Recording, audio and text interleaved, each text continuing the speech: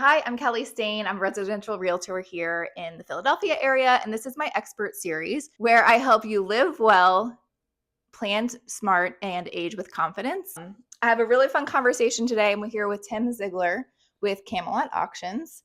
Um, he's going to give us some really good information that I think is going to be helpful and exciting to learn about. So, tell me a little bit about yourself and Camelot. Okay, thanks. I have been going to auctions since I was 8 or 9 years old. My father used Oh, to love going to auctions, and often if he had a Saturday off, he would want to go to auctions. So he would take me along to pretend like he was helping my mother. At least that's what I think. yeah. Um, but in those days there would be um, hundreds of people at a home. Sometimes they were selling the home and the contents. Other times just the contents. And I was just excited by the whole environment. I would hear people just excited about what is there, what's happening, and then the auctioneer would start the auction at $5 or $10, and it would sell for $100. When I was eight, $100 felt like $1 million, Yeah. and in today's dollars, you're into the many millions of dollars. Right, Yeah. all these years Still later. 8-year-olds, still say 800. So I, you know, he would take me pretty much every time. I had a brother and sister. He took each of them once. And I said, Dad, how come you take me all the time and you only took Donna and Joe once? He said, well, they complained. You never complain. He goes, I'm doing this because I enjoy it, and having one of my children complaining doesn't help me much. So I got to go every time, almost. Um, and it was a whole lot of fun. He would buy things he wasn't supposed to buy and bring them home, and mom would not be excited. Um, and I have a whole lot of stories about that if we need more time, but I don't want to use all the time for Yeah. that. So I just started going to auctions myself when I was under my own control and I could drive, and I just really always enjoyed them. He got me interested in it. I was doing business development consulting, and I saw an ad for Camelot Auction House in May of 2008. So I applied. I was actually hoping to pick them up as a client. I had worked with a couple clients in their Oh. business development. Um, and he said, look, I'd rather have you just apply for the job. So I said, okay, I'll come out and interview. 275 applicants. This was in 2008 when the economy was really rough. And I said, I think I can help you out, but I really don't think I'm the right person for the job, but I think I can help you. So he was, again, I said he was intrigued with that. So I came in for an interview, and he said, I want you to actually fill out an application. I said, okay. And the third question on it was, what's your salary requirement? And I said, I don't know because I can't, the job's not described to the point where I understand how much travel and exactly what you're expecting.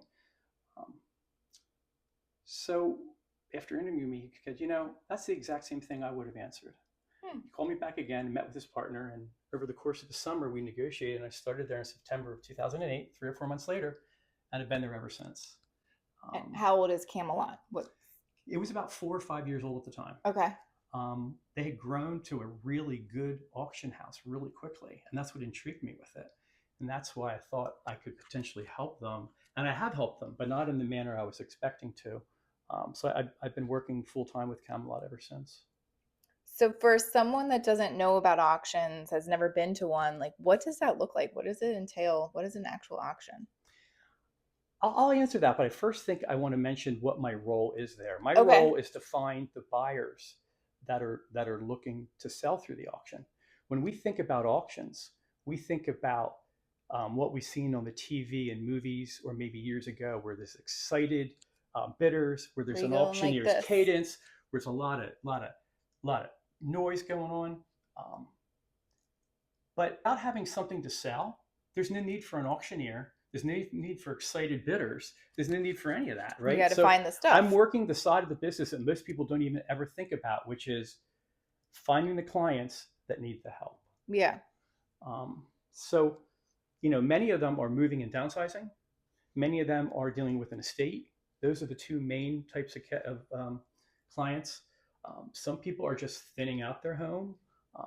We'll also get people that are inheriting items. Yeah. They've inherited items and they don't know what to do with them, and it doesn't fit their home.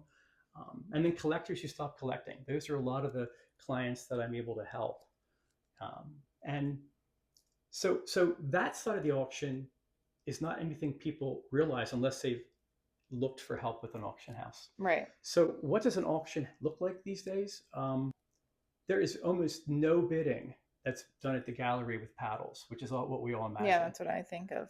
And typically when there'd be hundreds of bidders, maybe if you had a good auction going on. Yeah. But now what you've got is bidding through at us or through our website, through auction bidding platforms, Live Auctioneers and Invaluable, which are the two that we use. So our auction catalog is up on 3 different ways to bid. And you can pre-bid before the auction. Okay. So there's an actual auction date. There's pictures. Yeah, there's a date and a time it's going to start, and it's going to happen live. But you can pre-bid prior to the auction. So you may see an item you like, you bid on it, someone outbids you, you bid on it. All you're doing is pre-bidding before the auction. And come the auction moment that's being offered, all the sources of bids are being looked at. We have someone that's taking bids from our website, taking bids from Live Auctioneers, taking bids from Invaluable. A lot of our buyers leave bids in advance. So they're interested. We have interior decorators and designers that are regular buyers. They'll put a night. They'll put a, I'll buy that coffee table up to $5,000. The auctioneer advances that bid along with all the other bidding till it gets there. And either they come in they check the next morning and they either got an item for their client or they're looking for something else. Mm-hmm. So it's a whole different world from what it was like when I was 8, 9, 10 years old. But there are so many more bidders being attracted because there's lots of time to look at the items, and you can be doing it so easily from any device online.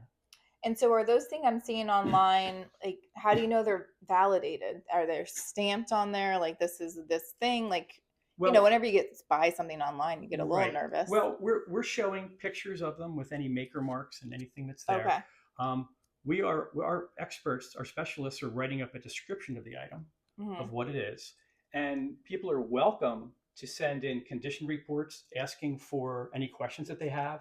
How big is that scratch on the back of the statue, or whatever question they might have. They also can come to previews. They can come look at the items in person. Right, so you have in-person options. Right, okay. The in-person option to view. And some clients do. But, it's funny. COVID made a big change in all that. When COVID hit, auction houses were pretty much shut down for a little while, but they all were equipped and set up to have auctions. Right. But all of a sudden, it was almost impossible to have them. However, almost all of the auction houses had online bidding platforms at the time in a way that people could bid. So auction houses began offering things during COVID. Online auctioning. Online, by phone. You can bid by phone. You can bid online. You can bid by leaving bids in advance on the website. There's a lot of ways to bid.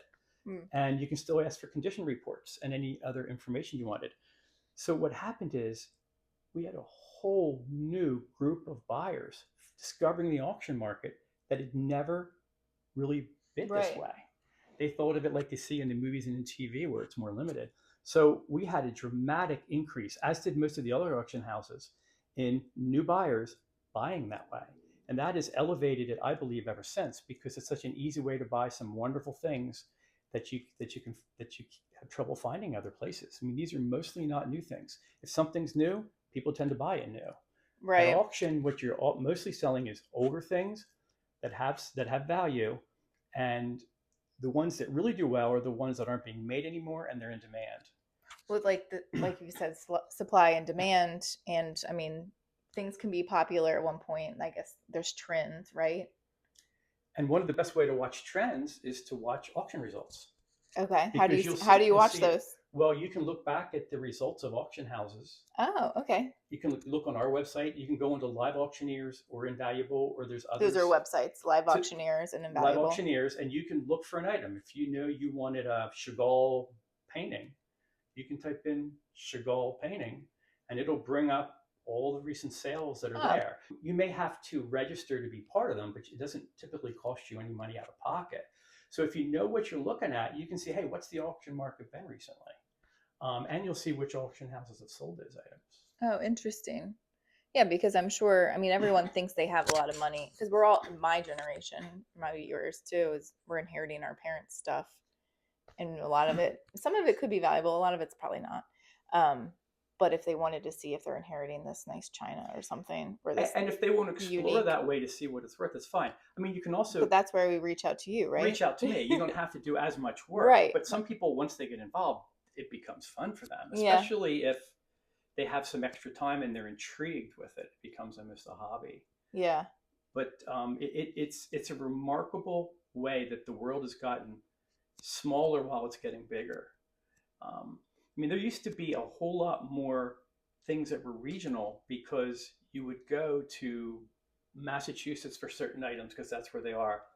Now, you don't need to. You can get those Massachusetts buyers watching you wherever you are. Yeah. So it's really changed. When we have European paintings, the buyer is typically someone in Europe, not always, and we'll promote those items in Europe to make sure they're aware that we have these wonderful, wonderful paintings that are really especially valuable with those buyers. They feel more of an affinity to the local artists sometimes. Yeah, and that makes sense. So we're hiring you to help us maximize dollar, right? You guys that's your job. Our goal is to maximize the amount that the item will bring. So you're marketing it and maximizing the opportunity. And the way it maximizes is it's kind of counterintuitive to what we've learned our whole lives. We've learned our whole lives to ask a high price, offer a low price, and meet in the middle. Yeah. Whether we negotiate or not, that's what we've been trained and we've watched our whole lives. The way it works best in the auction business is to have an item that's you're very clear about what it is, great pictures, great descriptions, come look for it, look at it if you want, but put an attractive opening bid on it. Right. When you put an attractive opening bid on it, it gets people involved. If you put an opening bid that's higher than what they want to pay, they're not even going to look at it. Right. And it's not that you're trying to trick anybody. You're trying to get the most people involved that you can. Our goal, we love our buying clients, but we're working under contract to our selling clients. Right. And what we do is put, and auction houses that are trying to maximize do this very well. You put a good opening bid on it and you attract as many people as possible. And then you see where the magic comes. All of a sudden you'll say somebody found something in a garage somewhere and it sold for $1 million. We've all seen those stories in newspapers and things. Well, typically those are sold at auction. Right. When they're sold for that kind of money. Yeah, you want the mass market. Right. People looking for that. Right. So it's a really powerful way. Now, some people want to negotiate it. They'll say, well, I want to offer that, but I really want to start that at $3,000. We're saying, if you want to get $3,000 for it, you need to start it and get people involved and excited. And then you'll get that. You need to have the buyers ready. So that's the conversation, which I call the introduction to how it really works, because very few people think about selling their stuff at auction. Mm-hmm. They've only watched buying things at auction.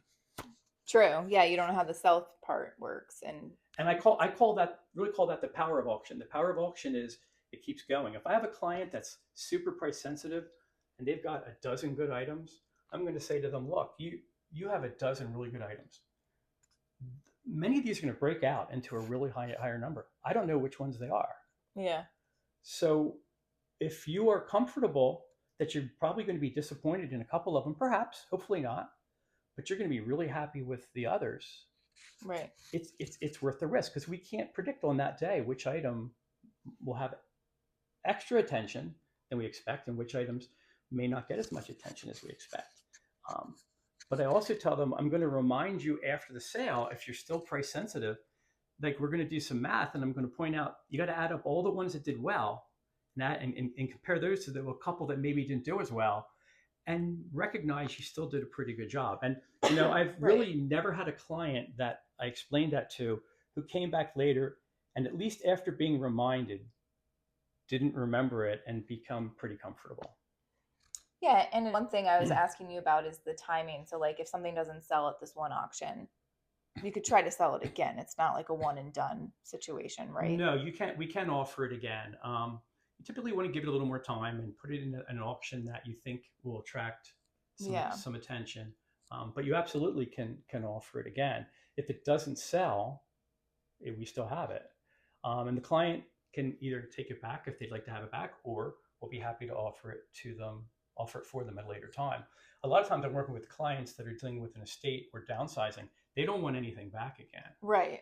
We have 40,000 square foot gallery, so we have plenty of room to store things, and we don't charge anything for storage at any point in the process. We just don't charge for storage. We bought and moved into a bigger space, so we had room to put things down as few times as you can. After we do the professional photography and the specialists look at it, we try to have it in a spot where it stays just there until it's sold and picked up there. Because what you don't want to do is damage something valuable. Right. And it creates a problem for everybody. Right. I'm just thinking, if I was a seller, how do I know to reach out to you? Like, what item should I, is there? We're extremely strong with fine furniture. Okay. Our founding partners, an art collector, we're really strong with art collecting. And we do jewelry, statues, things that are valuable like that. We don't do homes. We don't offer homes for auction. We offer things, but we do a wide array of things.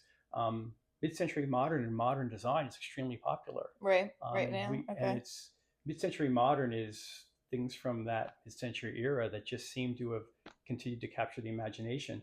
Mid-century modern also incorporates things that look good with them. So when you're buying that's true. something, you may see something else you like. One of the cool things about our people that go looking for something, our buyers are looking for something, they find something there.